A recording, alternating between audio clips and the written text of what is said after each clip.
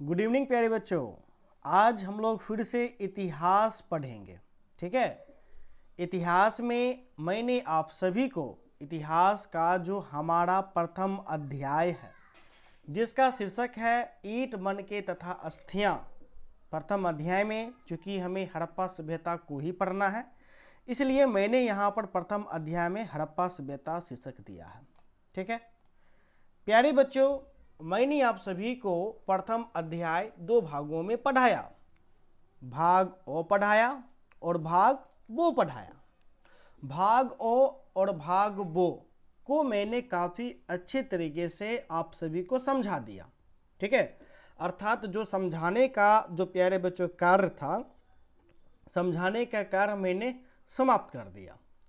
इसलिए आज के क्लास में हम लोग प्रथम अध्याय का प्रश्न उत्तर करेंगे। ठीक है, क्योंकि प्रथम अध्याय को मैंने आप सभी को दो भागों में पढ़ाया इसलिए आज हम भाग ओ का प्रश्न उत्तर करेंगे। क्या करेंगे तो प्यारे बच्चों, भाग ओ का प्रश्न उत्तर करेंगे। ठीक है, ये जो प्यारे बच्चों आप पीडीएफ फाइल आप देख रहे हैं इसमें आपको एमवीवीआई वीवीआई सभी क्वेश्चन देखने को मिलेंगे। इस पीडीएफ फाइल को मैंने फ्री कर दिया। ठीक है, अर्थात भाग ओ को मैं फ्री कर दिया हूं। ठीक है, जिसमें आपको एमवीवीआई और वीवीआई क्वेश्चन देखने को भी मिलेगा। आप देख सकते हैं लघु उत्तरीय प्रश्न में भाग ओ में बहुत कम ही प्रश्न आपको बनेंगे, एक से लेकर के कुल मिलाकर के भाग ओ में सात लघु आपको बन रहे हैं।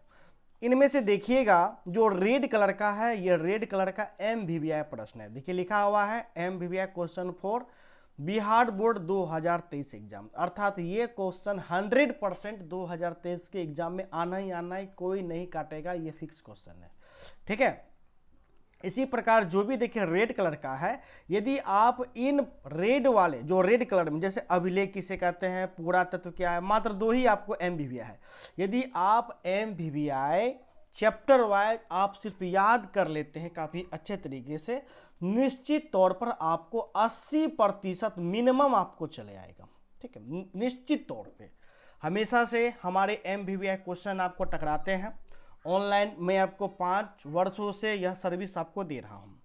एमवीवीआई के बाद देखिए आप लोग वीवीआई चिन्हित है कि नहीं, VVI question for Bihar board 2023 exam, अर्थात यदि आप एमवीवीआई के साथ साथ वीवीआई भी कर लेते हैं तो आपको 80% से अधिक अंक आपको आए, यानी कि कम से कम 85% नंबर आपको आना ही आना है। ठीक है, इसलिए इस प्रकार से सारे पीडीएफ को आपको डिजाइन किया गया है।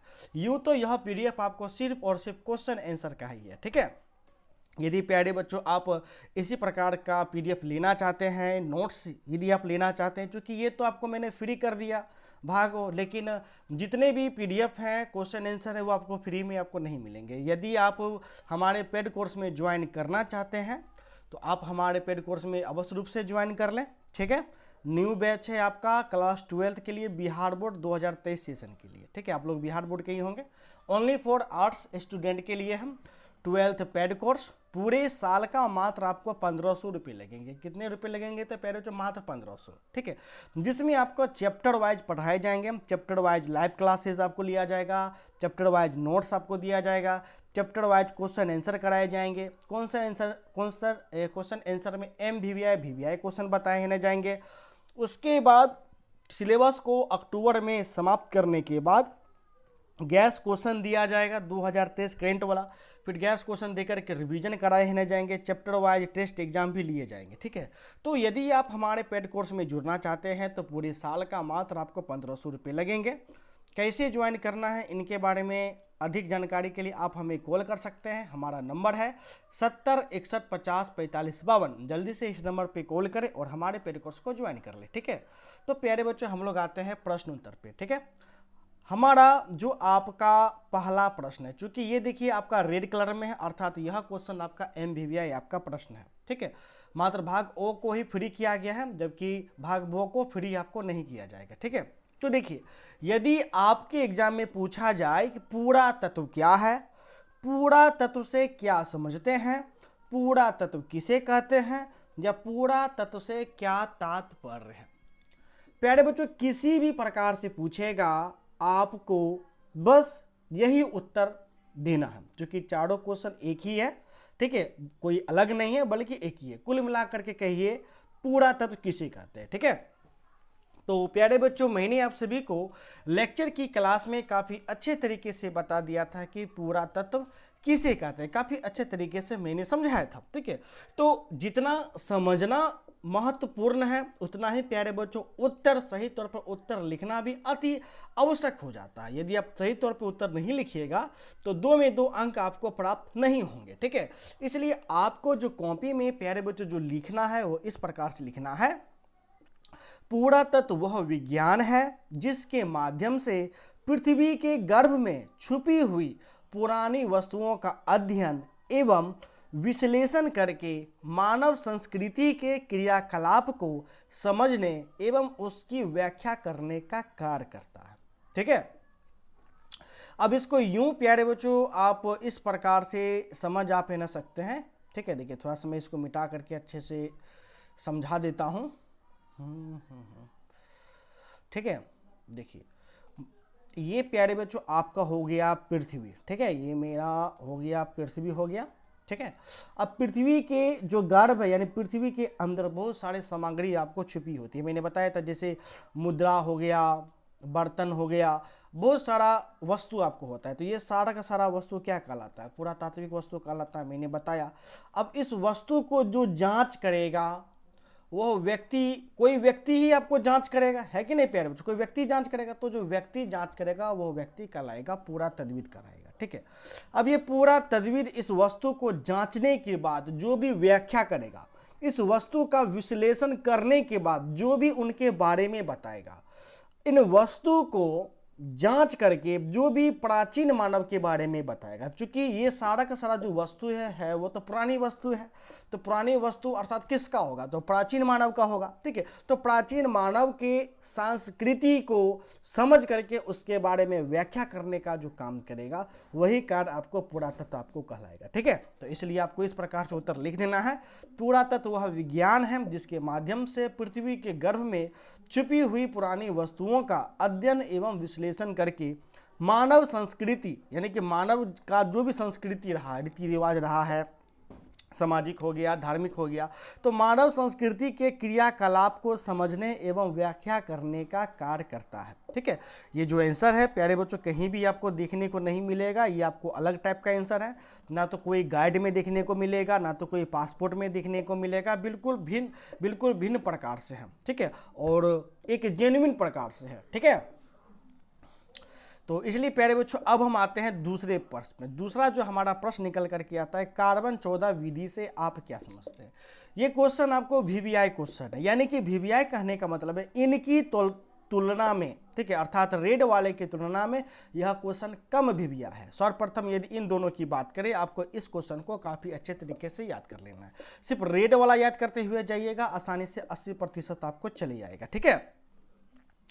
तो ये कम इम्पोर्टेंट है इसलिए मैंने आपको VVI आपको लिख रखा है, क्योंकि बहुत सारे गर्ल्स को याद नहीं हो पाता है, तो उनके लिए खास करके ये सब किया गया है कि जिन बच्चों को याद नहीं हो पाता है और वे बच्चे चाहते हैं कि बोर्ड में अधिकतम नंबर प्राप्त करें, इसलिए ऐसा MVVI हम लोग चिन्हित करते हैं, ठीक है। तो जो सेकेंड क्वेश्चन जो आपका प्यारे बच्चों निकल करके आता है वो सेकेंड क्वेश्चन है, कार्बन 14 विधि से आप क्या समझते हैं, ठीक है। ये 2000 बिहार बोर्ड 2023 एग्जाम के लिए आपका VVI क्वेश्चन है। तो यदि मैं आम भाषा में बात करूं तो आम भाषा में कार्बन 14 को हम कह सकते हैं कि तिथि निर्धारण की वैज्ञानिक विधि को कार्बन 14 विधि कहते हैं, ठीक है। कार्बन 14 विधि प्यारे बच्चों किसे कहते हैं, तो तिथि निर्धारण की वैज्ञानिक विधि को कार्बन 14 विधि कहा जाता है, ठीक है, जिसका खोज मैंने आपको बताया था कि अमेरिका के प्रख्यात रसायन शास्त्री ने आपको किया था। उन्होंने कहा था कि जो भी जीवित व्यक्ति होते हैं सभी में समान अवस्था में कार्बन 12 और कार्बन 14 समान अवस्था में रहता है, लेकिन जब व्यक्ति का मृत्यु हो जाता है, मृत्यु होने के बाद उसे जमीन के अंदर दफना दिया जाता है, तो कार्बन 12 तो स्थिर रहता है, लेकिन कार्बन जो 14 होता है वो धीरे धीरे घटने लगता है, और कार्बन 14 जितना घटेगा वह वस्तु उतना ही प्राचीनतम माना जाता है, ठीक है। तो यदि कोई पूछेगा कि कार्बन 14 विधि क्या है, तो आम भाषा में उसको जवाब देना है कि तिथि निर्धारण की विधि है। क्या है? तो तिथि निर्धारण की विधि है। इस विधि के माध्यम से हम लोग किसी भी मृत यानी कि मरा हुआ व्यक्ति का एक समय का निर्धारण कर पाते हैं कि वह व्यक्ति कितना वर्ष पुराना है। समझ गए? तो आपको एग्जाम में किस प्रकार से प्यारे बच्चों उत्तर लिखना है, क्योंकि देखिए सारा जो खेल है वह खेल है लिखावट का।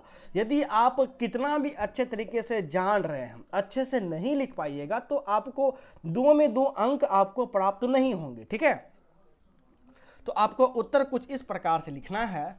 जैसा कि हम जानते हैं कि तिथि निर्धारण की वैज्ञानिक विधि को कार्बन 14 विधि कहा जाता है। ठीक है, यहां तक प्यारे बच्चों एक लाइन में उत्तर है ना, हो गया।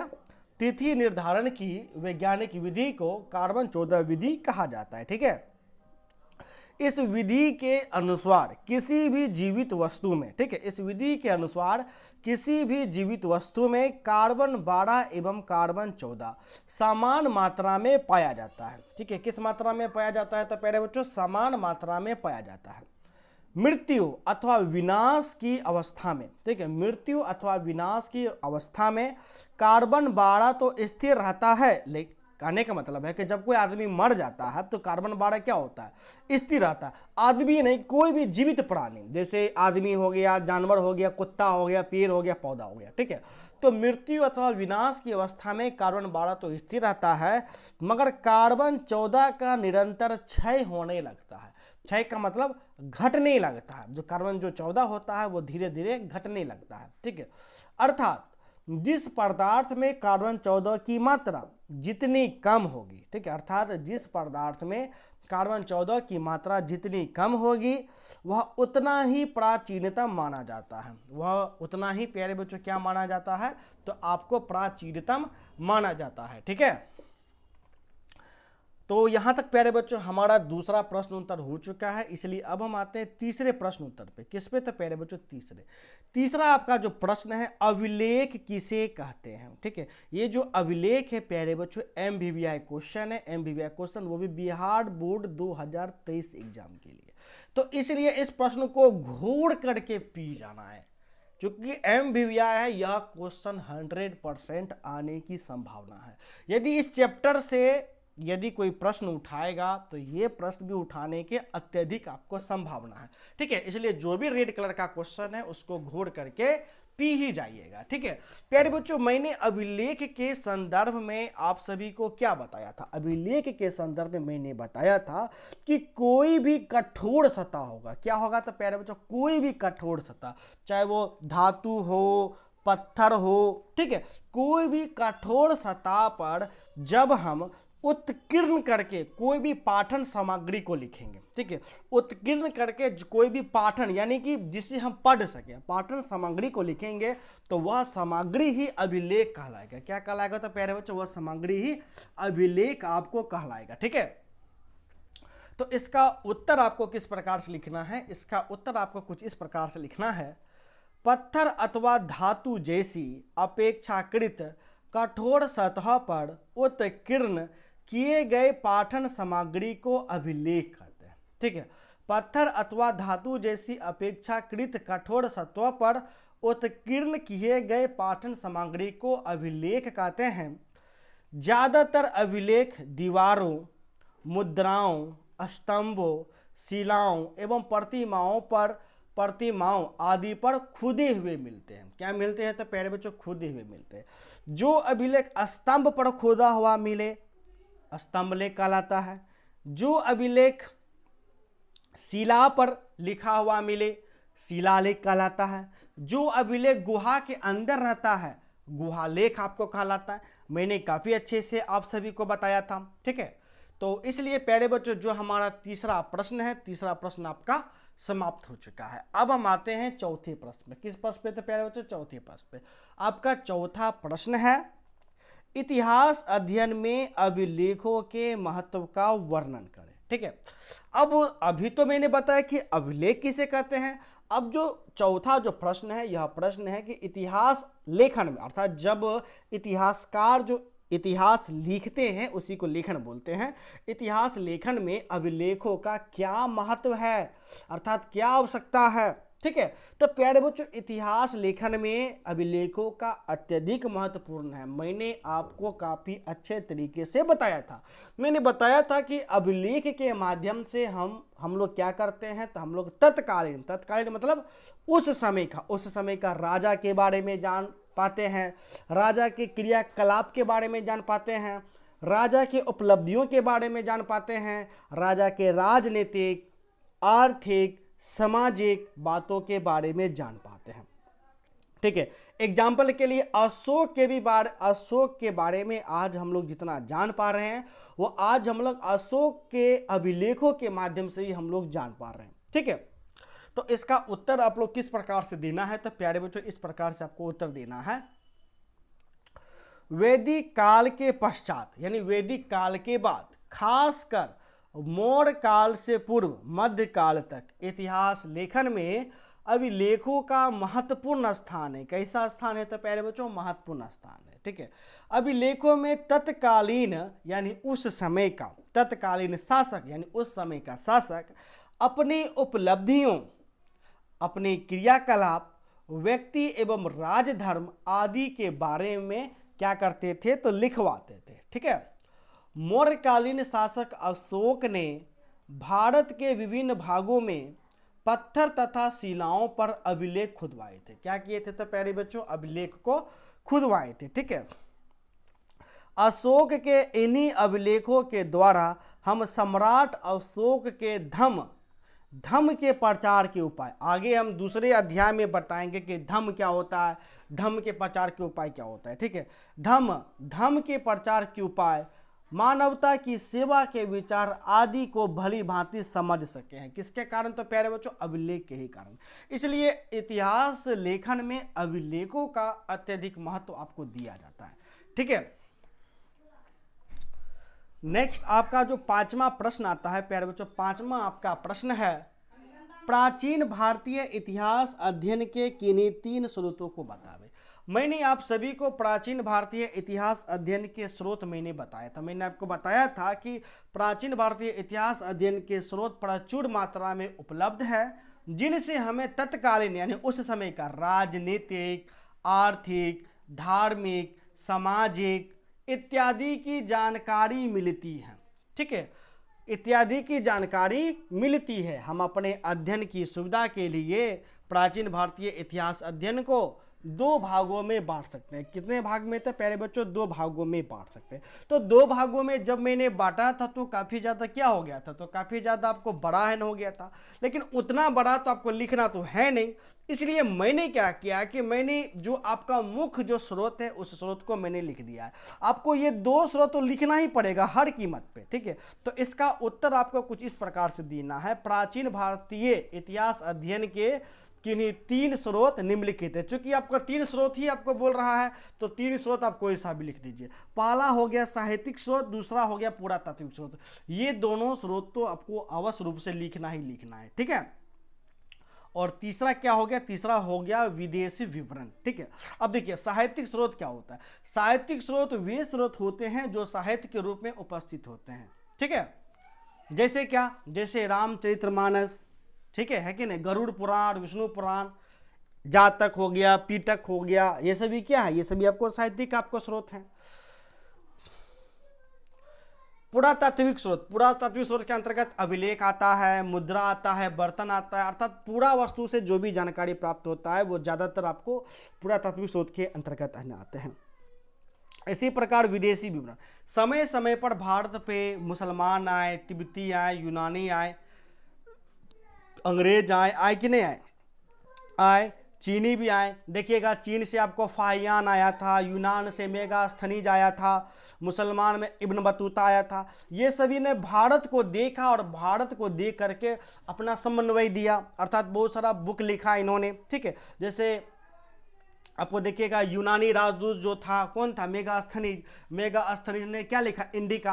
अब इंडिका जो लिखा गया है यह भारत के बारे में लिखा गया है कि जब हम इंडिका को पढ़ते हैं इस पुस्तक को तो क्या हम भारत के बारे में जान पाएंगे, बिल्कुल जान पाएंगे। ठीक है, तो इंडिका ये जो पुस्तक है किस स्रोत के अंतर्गत आएगा, तो प्यारे बच्चों आपको विदेशी विवरण के अंतर्गत आएगा। इसी प्रकार फाइयन चीनी यात्री था, तो फाइयन जो भी तर्क देगा, जो भी पुस्तक लिखेगा वो सारा किसके अंतर्गत आएगा, तो प्यारे बच्चों वो सारा का सारा आपको विदेशी विवरण के अंतर्गत आपको आएगा। ठीक है, एग्जाम्पल के लिए हम आपको ये भी कुछ हम दे सकते हैं, ये भी एग्जाम में आपको रहता है, जैसे मुद्रा।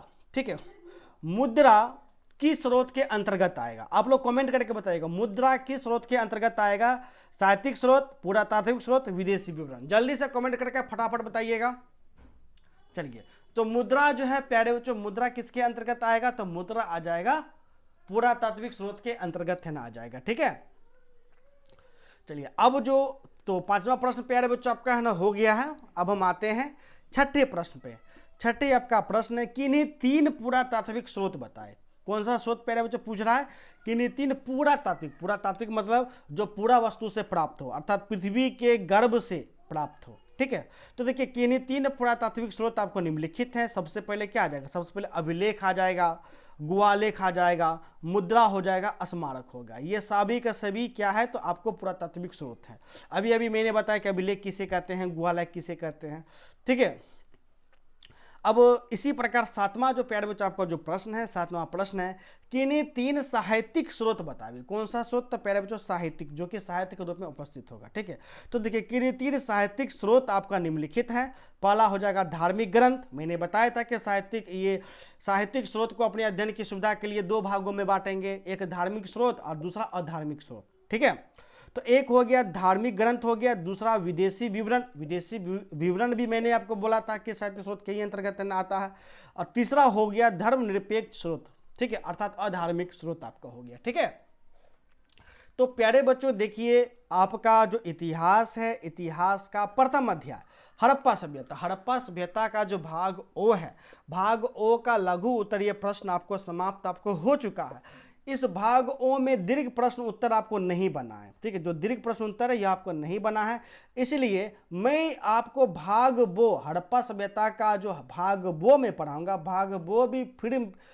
भाग बो मैं आपको लघु उत्तरीय प्रश्न कराऊंगा, फिर अंत में दीर्घ उत्तरीय प्रश्न को मैं आपको कराऊंगा, और दीर्घ उत्तरीय प्रश्न के बाद ऑब्जेक्टिव प्रश्न आपको कराऊंगा। ठीक है, तो आज भाग बो तो स्टार्ट तो मैं आज नहीं है ना कर सकता हूं, क्योंकि टाइम आपका ज़्यादा है ना हो चुका है, इसलिए कल की क्लास में भाग बो का मैं आपको लघु उत्तरीय प्रश्न कराऊंगा। ठीक है, लेकिन भाग बो जो प्यारे बच्चों मैं आपको कराऊंगा उसमें मैं आपको VBI कोई भी प्रश्न आपको नहीं बताऊंगा, ना ही प्रश्न में आपको बताऊंगा, ना ही इस प्रकार से आपको हर एक पॉइंट आपको लिखा हुआ देखने को मिलेगा। ठीक है, कोई भी PDF आपको नहीं मिलेगा। ठीक है, तो यदि आप हमारे पेड कोर्स में ज्वाइन करना चाहते हैं, यदि आपने अभी तक ज्वाइन नहीं कर रखा है, तो आप अवश्य रूप से हमारे पेड कोर्स को ज्वाइन कर लीजिए। पूरे साल का मात्र 1500 रुपये लग रहा है 5 विषय का, जिसमें सिलेबस को अक्टूबर के अंत में समाप्त करने के बाद रिवीजन भी करवाया जाएगा। ठीक है, चैप्टर वाइज पढ़ाए जाएंगे, लाइव क्लासेस दिया जाएगा, नोट्स दिया जाएगा, क्वेश्चन आंसर कराए जाएंगे, क्वेश्चन आंसर में VBI बताए जाएंगे। सिलेबस को अक्टूबर के अंत में समाप्त करने के बाद गैस क्वेश्चन देकर के रिवीजन भी करवाया है ना जाएगा। तो प्यारे बच्चों हमारे पेड कोर्स को ज्वाइन करने के लिए आप हमें कॉल कर सकते हैं। हमारा नंबर है 70 61 50 45 52। धन्यवाद।